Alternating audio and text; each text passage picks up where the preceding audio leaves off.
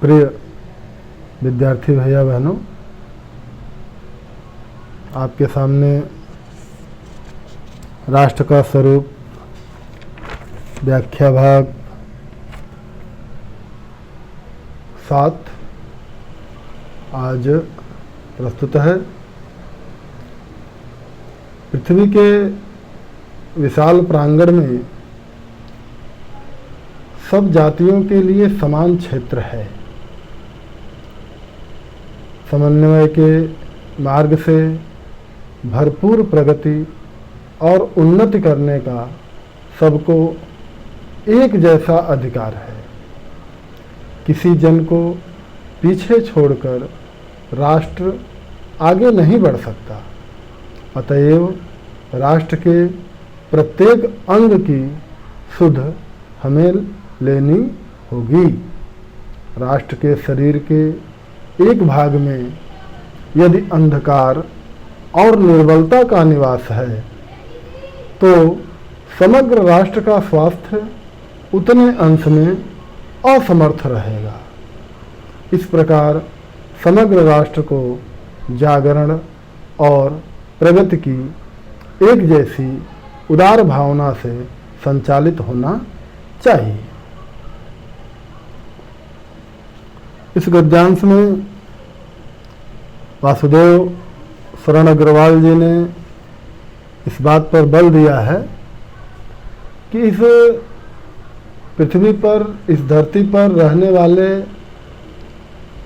सभी प्राणी एक समान हैं और उनको एक जैसी उन्नति और प्रगति करने का अधिकार प्राप्त है। वह कहते हैं कि पृथ्वी के विशाल प्रांगण में, विशाल प्रांगण अर्थात विशाल क्षेत्र में सब जातियों के लिए समान क्षेत्र है। तो सब जातियों के लिए समान क्षेत्र है, यानी चाहे कोई भी व्यक्ति हो, किसी भी जाति का हो, उन सबके लिए क्या है? समान अधिकार है। उसको अपनी उन्नति, अपनी प्रगति करने का समान अधिकार प्राप्त है। समन्वय के मार्ग से भरपूर प्रगति और उन्नति करने का सबको एक जैसा अधिकार है। समन्वय अर्थात मिलजुल कर। ऐसा नहीं है कि किसी एक जाति का, किसी एक व्यक्ति का भरपूर विकास हो, यानी मिलजुल कर एक साथ सभी को भरपूर प्रगति और उन्नति करने का अधिकार इस पृथ्वी पर प्राप्त है। किसी जन को पीछे छोड़कर राष्ट्र आगे नहीं बढ़ सकता। तो किसी भी व्यक्ति को, चाहे वह किसी भी जाति का हो, किसी भी समुदाय का हो, किसी भी धर्म का हो, इस राष्ट्र में रहने वाला कोई भी व्यक्ति हो, तो बिना उसकी प्रगति किए, बिना उसकी उन्नति किए कोई राष्ट्र कभी आगे नहीं बढ़ सकता।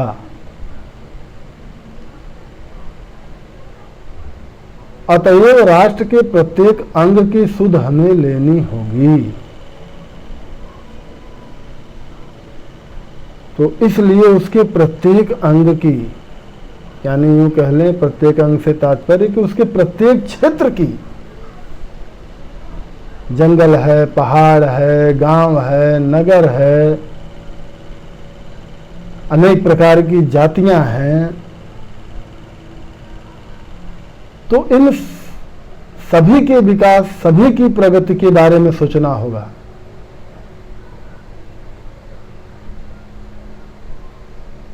क्योंकि राष्ट्र के शरीर के एक भाग में यदि अंधकार और निर्बलता का निवास है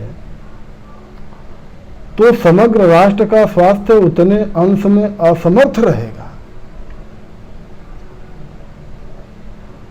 कि अगर राष्ट्र में कहीं किसी हिस्से में या किसी क्षेत्र में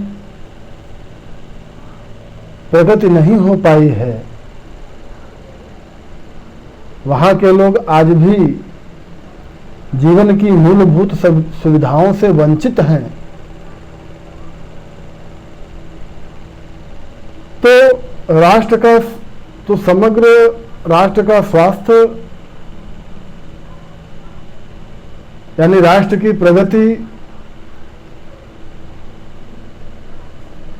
उतने क्षेत्र में क्या होगी, असमर्थ रहेगा का तात्पर्य कि उतने क्षेत्र में राष्ट्र की प्रगति नहीं होने के कारण वह राष्ट्र जो है आगे नहीं बढ़ पाएगा। भाई आप ही का अगर यह शरीर है और इस शरीर का कोई एक अंग रोगी हो जाए या टूट जाए तो फिर आपका पूरा शरीर समान रूप से कार्य कर पाएगा? नहीं कर पाएगा। तो इसी प्रकार राष्ट्र में कोई भी क्षेत्र है, कोई भी वर्ग है,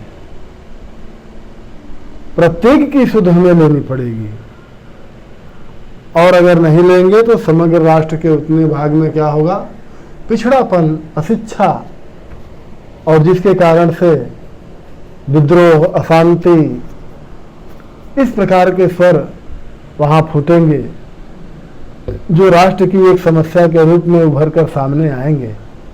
जैसा कि आज भी हम देखते हैं एक नक्सलवाड़ी आंदोलन है जो इसी पर आधारित है।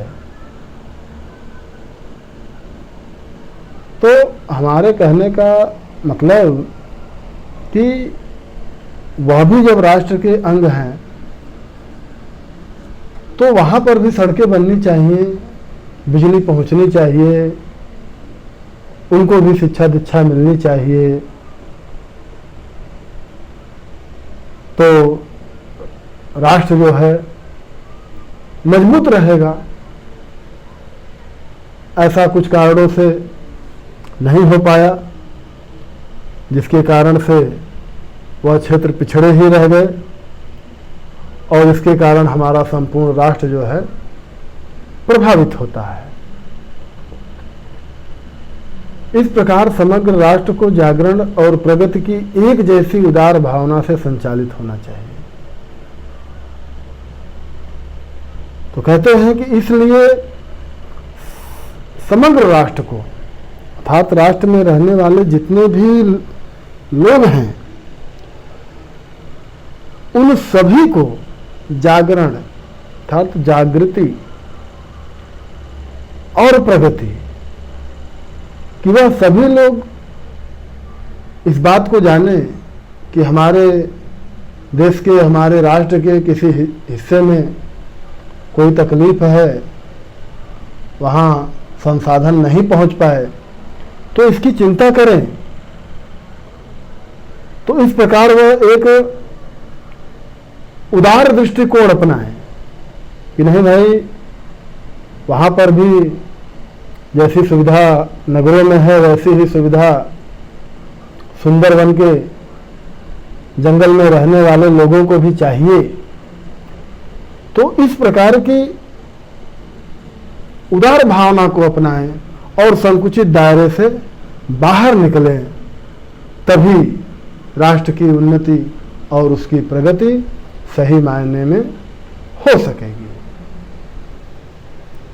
इससे संबंधित कुछ प्रश्न हैं, देख लीजिए। गद्यांश के पाठ और लेखक का नाम लिखिए। अगला फिर रेखांकित अंश की व्याख्या कीजिए। पृथ्वी के इस विशाल प्रांगण में सबको एक जैसा अधिकार क्यों प्राप्त है?